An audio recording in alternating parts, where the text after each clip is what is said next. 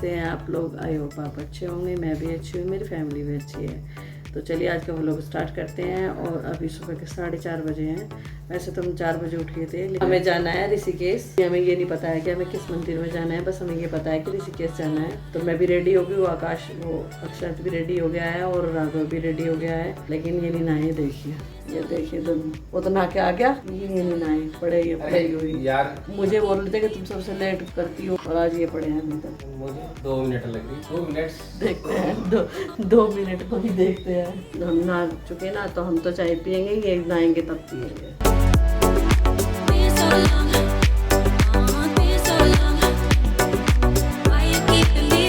तो फ्रेंड्स अभी 5 बजे हैं और हम लोग घर से ऋषिकेश के लिए चल दिए। हमें घर से ऋषिकेश पहुंचने में करीब 1 से 1.5 घंटे का टाइम लगेगा। पहले ऋषिकेश पहुंचने में ज़्यादा टाइम लगता था क्योंकि जाम ज़्यादा लग जाता था और रोड भी बहुत ज़्यादा छोटी थी, लेकिन जब से हाईवे बना है तब से तो सफ़र बहुत ज़्यादा आसान हो गया है। और अभी भी ऋषिकेश शहर के अंदर तो देखिए ज़्यादा भीड़ रहती है, क्योंकि 10-11 बजे तो बहुत ज़्यादा भीड़ मिलती है। और उसी जाम से और भीड़ से बचने के लिए ना हम सुबह सुबह जल्दी घर से निकले हैं कि मंदिर के दर्शन अच्छे से हो जाएंगे और गाड़ी भी अंदर पहुंच जाएगी मंदिर तक, क्योंकि दोपहर में तो गाड़ी अंदर नहीं जाता, हमें पैदल जाना पड़ेगा।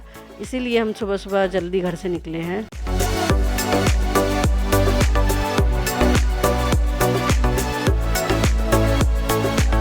तो फ्रेंड्स हम जा रहे हैं कुंजापुरी माता के मंदिर में, और ये मंदिर ऋषिकेश से 30 किलोमीटर ऊपर और नरेंद्र नगर से आगे है। ये माता के 52 सिद्धपीठ में से एक है और यहाँ का मौसम और व्यू बहुत सुंदर है। और फ्रेंड्स देखिए, मौसम देखिए आज कितना बढ़िया हो गया है। मतलब 5 मिनट के लिए रुके थे हम यहाँ, बिल्कुल साफ मौसम था और एकदम से नीचे से बादल आ गए ऊपर, और बच्चे तो बड़े खुश हो रहे हैं आज।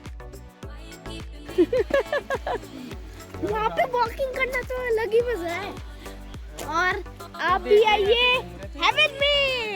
आप कभी भी इधर आए या ऋषिकेश आए तो आप माता के मंदिर में जरूर आइएगा। और जिस मौसम की मैं बात कर रही हूँ देखिए, वही हमारे सामने, बिल्कुल हमारे सामने है, और बिल्कुल ऐसा लग रहा है जैसे हम बादलों में हैं। ये नज़ारा देख के ना बहुत खुशी हुई हमें। हमें सबसे ज़्यादा खुश तो राघव था, क्योंकि राघव को यही देखना था कि बादल कैसे आ जाते हैं पहाड़ पे, और वही राघव के सामने था। राघव के तो खुशी का ठिकाना ही नहीं था बिल्कुल भी।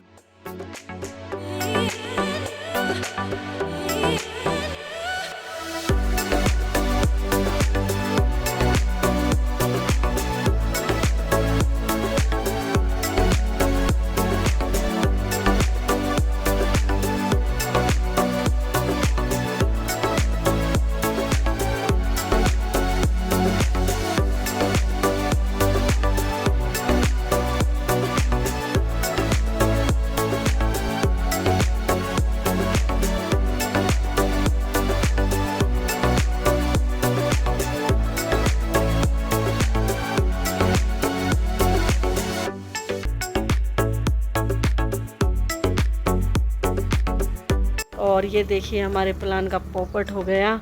शायद माता की यही इच्छा थी कि आज हमें दर्शन नहीं होंगे, क्योंकि आगे रास्ते में चट्टान गिर गई है और हमें नरेंद्र नगर से वापस लौटना पड़ा। लेकिन कोई बात नहीं, हम इस बार दर्शन नहीं कर पाए तो आगे कुछ दिन बाद हम दोबारा फिर आएंगे माता के दर्शन के लिए। और बरसात में यही प्रॉब्लम होती है पहाड़ पे कि चट्टान खिसक जाती है तो रोड ब्लॉक हो जाती है। और हम तो सुबह सुबह थोड़ा जल्दी आए थे तो इसलिए ये अभी हटाया नहीं गया है।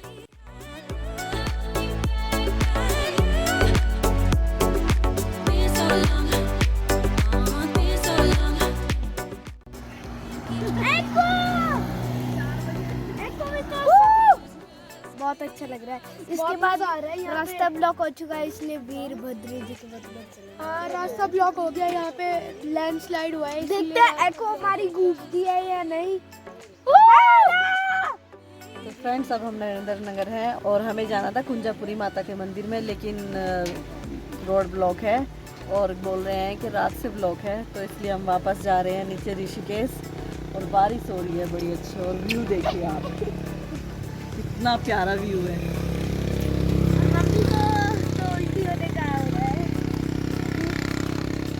मम्मी को डर लगता है ऐसी जगह पे। इतना सुहाना मौसम है, बादल बिल्कुल नीचे आ रहे हैं और पहाड़ पे आना ना बड़ा मस्त होता है। अच्छा लगता है मुझे पहाड़ पे आने के लिए, लेकिन बस डर लगता है कि ये जो रोड ब्लॉक हो जाती है, पहाड़ गिर जाता है। तो फ्रेंड्स, हम पहुंच गए हैं भरत मंदिर में, और ये मंदिर ऋषिकेश के प्राचीन और पौराणिक मंदिरों में से एक है। यह मंदिर भगवान विष्णु जी को समर्पित है। आप ये मत समझिएगा कि भगवान राम के छोटे भाई भरत जी का मंदिर है, नहीं, ये भगवान विष्णु जी का मंदिर है। और स्कंद पुराण में भी इस मंदिर का जिक्र मिलता है।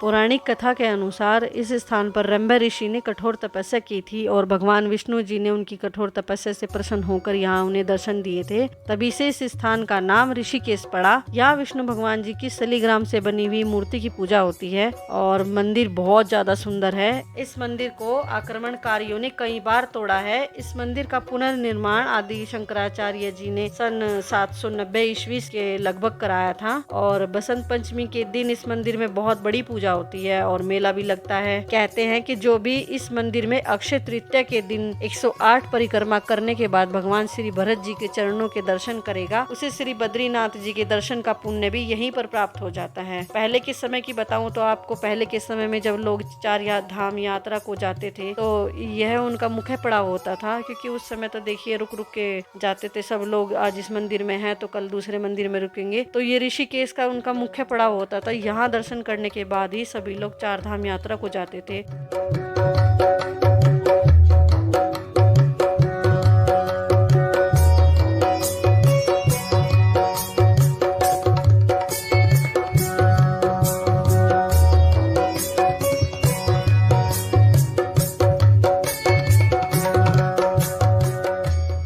और मंदिर में एक संस्कृत महाविद्यालय भी चलता है।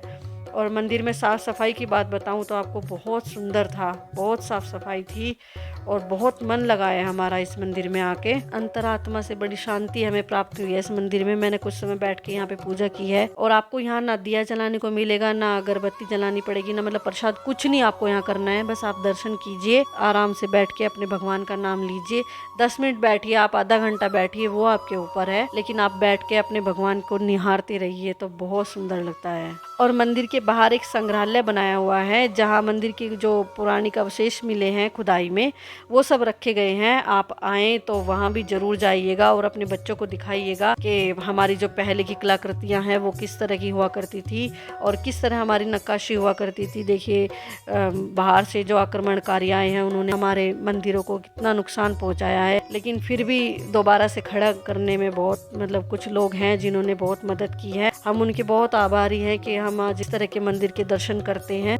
तो फ्रेंड्स, अब हम पहुंचे हैं ऋषिकेश के एक और पौराणिक स्थल पर, और इसे ऋषि कुंड के नाम से जाना जाता है। यह स्थान त्रिवेणी घाट के पास ही है। और आपको बताऊं तो मान्यता के अनुसार कुंज ऋषि ने यहाँ कठोर तपस्या की थी, जिससे प्रसन्न होकर यमुना जी और सरस्वती माता ने उन्हें इस कुंड में जल के रूप में दर्शन दिए थे और जल के रूप में वो यहाँ रह गई। इस कुंड का जल गंगा नदी में भी मिलता है, तो तीनों नदियों का संगम होने के इसीलिए इस घाट का नाम त्रिवेणी घाट पड़ा है। और इस कुंड का जो जल है वो ना तो कभी बढ़ता है और ना ही कभी घटता है। और कहते हैं कि ये सर्दियों में गर्म और गर्मियों में ठंडा पानी होता है। और इसमें छोटी छोटी मछलियां भी थी, वो भी बहुत अच्छी लग रही थी देखने में। और इस कुंड का पानी हमेशा एक ही रंग का रहता है। इस कुंड के पास रघुनाथ जी का एक मंदिर है जो भगवान राम जी को समर्पित है। रावण वध के बाद ब्रह्म हत्या के पाप से मुक्ति पाने के लिए भगवान राम ने यहाँ कुछ समय तक तप किया था। और कहते हैं कि उन्होंने दशरथ जी का श्राद्ध भी इसी कुंड के पास किया था। तो लोग यहाँ पर आते हैं और अपने पूर्वजों का पिंड दान करते हैं। पंडित जी नमस्कार। नमस्कार जी। ये ऋषि कुंड बहुत प्राचीन है। यहाँ पर सब कृष्ण ने तपस्या किया।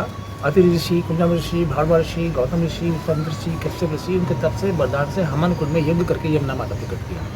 फिर इसका नाम त्रिवेणी संगम पड़ा। इसमें यमुना और सरस्वती जी आती हैं, बद्रीनाथ अंतरगढ़ा मिलती हैं, वो गंगा माता है। यहाँ से जल गंगा जी में जाता है, तो इसका नाम त्रिवेणी घाट है। सबसे प्राचीन ओल्डेस्ट जगह यही इसी के नाम से ऋषिकेश हुआ है। ऋषिकेश ऋषिकुंड ऋषि महात्मा इसी के नाम से प्रसिद्ध ऋषिकेश हुआ। और शाम को त्रिवेणी घाट पे जो आरती होती है वो तो बड़ी भव्य होती है, वो तो आप सभी को पता है। तो आप आइएगा ऋषिकेश और इस कुंड के भी दर्शन कीजिएगा और त्रिवेणी घाट पर आप आरती भी कीजिएगा।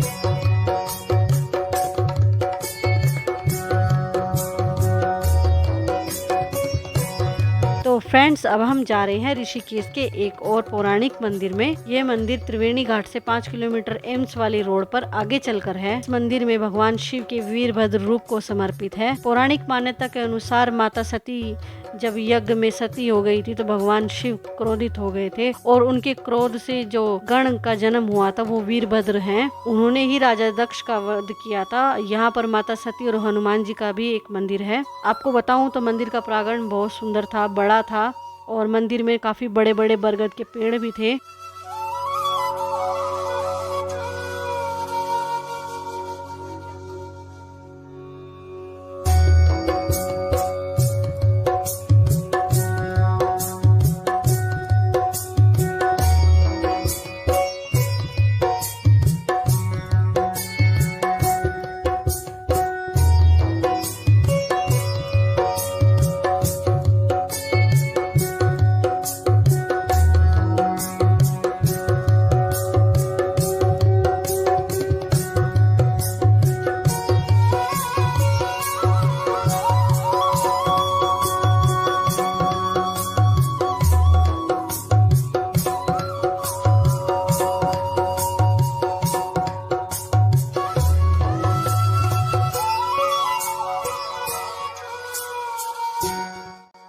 और मंदिर से जब हम बाहर निकलते हैं तो बाहर मुंडमालेश्वरी माता जी का एक भव्य मंदिर है और मंदिर के चारों तरफ 11 शिवलिंग स्थापित किए गए हैं। मंदिर के गर्भगृह में भी एक शिवलिंग है और सामने माता का एक भव्य रूप है।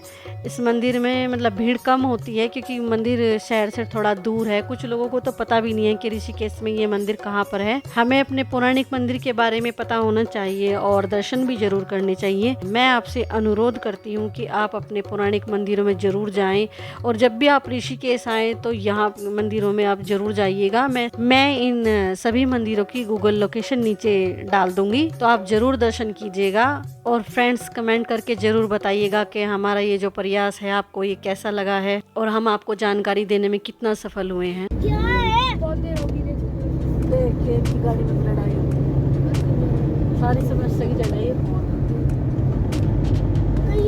मैंने कहा था कचौरी खाने चलना। हाँ लोगों को लगी है भूख। मतलब मैंने कहा नहीं था। अब तो मांगे भी निकल गए। नहीं अभी तो आया भी नहीं। कटकल वाली कचौरी, कनखल वाली कचौरी नहीं हम राघव को खानी है कनखल वाली कचौरी, इसलिए नाराज हो रहा है ये। क्यों राघव?